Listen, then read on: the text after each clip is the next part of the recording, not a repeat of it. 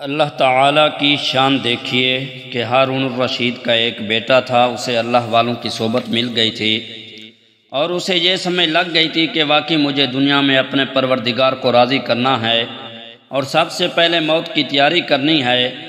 اس لیے وہ ہر وقت نیکی اور عبادت میں لگا رہتا تھا۔ اٹھتی جوانی تھی، اس کے چہرے پر نور تھا، مگر وہ سادہ لباس میں رہتا تھا۔ شہزادوں کی پوشاکوں سے اسے نفرت تھی، کوئی آن بان اور ٹھاٹ باٹ اس میں نہیں تھی۔ وہ زہد کے ساتھ زندگی گزارتا، وہ محل میں رہتے ہوئے کوئی مرغن غذائیں نہیں کھاتا تھا۔ وہ دسترخوان کے کونے پر بیٹھتا اور خشک روٹی کھا کر گزارا کرتا۔ لوگ پوچھتے کہ تم دسترخوان کی باقی نعمتوں کو کیوں نہیں کھاتے؟ وہ جواب میں کہتا کہ مجھے حساب بھی تو دینا پڑے گا، اس لیے میں فقط خشک روٹی کھاتا ہوں۔ وہ زمین پر بستر بچھا کر سوتا، سارے گھر والے حیران رہتے کہ پتہ نہیں اس نوجوان کو کیا ہو گیا ہے۔ اسے وہ ذرا سمجھاتے، امراء سمجھاتے اور دوسرے لوگ سمجھاتے کہ تم آخر شہزادے ہو، بادشاہ کے بیٹے ہو۔ بڑے بڑے لوگ جہاں آتے ہیں اور دیکھتے ہیں کہ بادشاہ کا بیٹا ایسا ہے تو وہ یہ سمجھتے ہیں کہ شاید یہ پاگل ہو چکا ہے، یہ مجنون بن چکا ہے۔ بادشاہ کو اس طرح کی باتیں سننا پڑتی ہیں، اس لیے بہتر یہ ہے کہ تم اپنی ظاہری شکل و صورت کو شہزادوں کی طرح بنا کر رکھو۔ وہ آگے سے جواب دیتا ہے کہ میں ان کے سامنے ظاہری شکل و صورت کیا بنا کر پھروں گا، مجھے تو اپنی شکل و صورت کو اللہ کے لیے بنانا ہے تاکہ میرے مولا مجھ سے راضی ہو جائے۔ میں نے دنیا کو راضی کر بھی لیا تو میں کامیاب نہیں ہوں گا، میری کامیابی کا تعلق اللہ رب العزت کی رضا میں ہے، لہذا میں تو سادہ زندگی گزاروں گا اور اپنے مولا کو راضی کروں گا۔ مجھے موت کا پتہ نہیں کہ کب آ جائے، میں تو ہر وقت موت کے لیے تیار ہوں تاکہ موت کے وقت مجھے جاتے ہوئے تکلیف نہ ہو۔ تم بھی اپنی زندگی کی اس روش کو چھوڑو، یہ تکلفات، یہ دنیا کی راہ و رسم اور یہ دنیا کی زیب و تن سب فانی ہیں، یہیں رہ جائیں گی۔ تم موت کو مت بھولو۔ چنانچہ عجیب سی محفل ہو جاتی، جس محفل میں لوگ خوشی کی باتیں کر رہے ہوتے وہاں یہ شہزادہ آ جاتا، جس کی وجہ سے ان کو چپ ہونا پڑتا اور یوں محفل کا رنگ بدل جاتا۔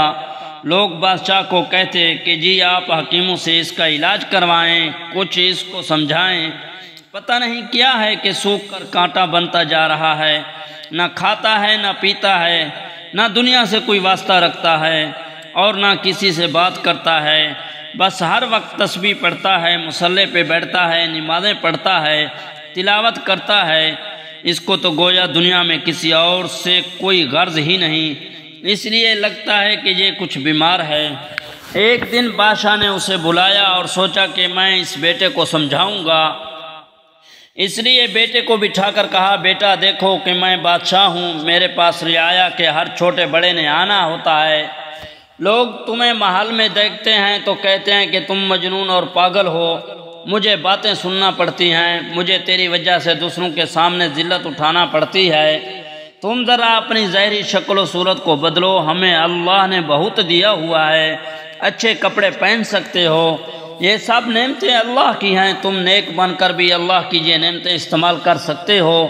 وہ کہنے لگا ابا جان بات یہ ہے کہ جب میں ان نعمتوں کو استعمال کروں گا تو مجھے ان کا حساب دینا پڑے گا، اور تجھے اللہ نے جو نعمتیں دی ہیں بیان کر، اللہ رب العزت کی نعمتوں کا شکر بھی ادا کروں گا۔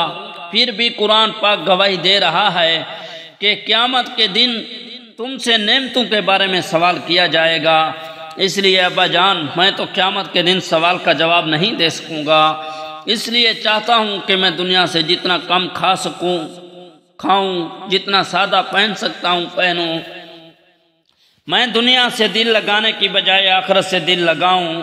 وہاں اللہ تعالیٰ مجھے پوشاک پہنا دیں گے اور وہاں مجھے اللہ رب العزت اچھی زندگی عطا فرما دیں گے۔ اصل کامیابی یہ کامیابی ہوگی جب کافی طویل بات ہو گئی تو باپ نے ناراض ہو کر کہا بیٹا تم نے مجھے دنیا میں پریشان کر دیا ہے، مجھے تم نے لوگوں کے سامنے بے عزت کر دیا ہے۔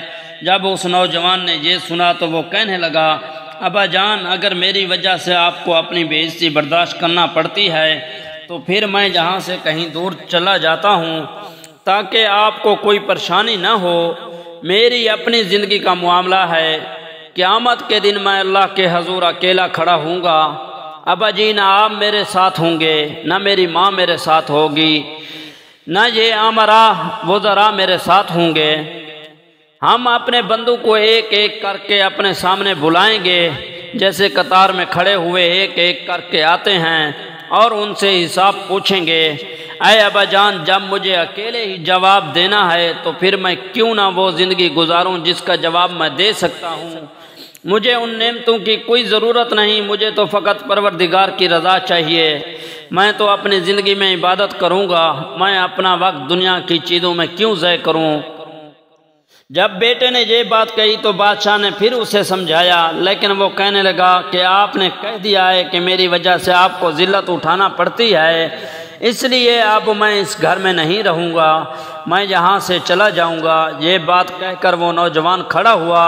باپ نے بڑی منت سماجت کی تاکہ رک جائے، مگر وہ کہنے لگا اب راستے جدا ہیں، میں جا کر عبادت کروں گا تاکہ اللہ رب العزت کے حضور میں کامیاب ہو جاؤں۔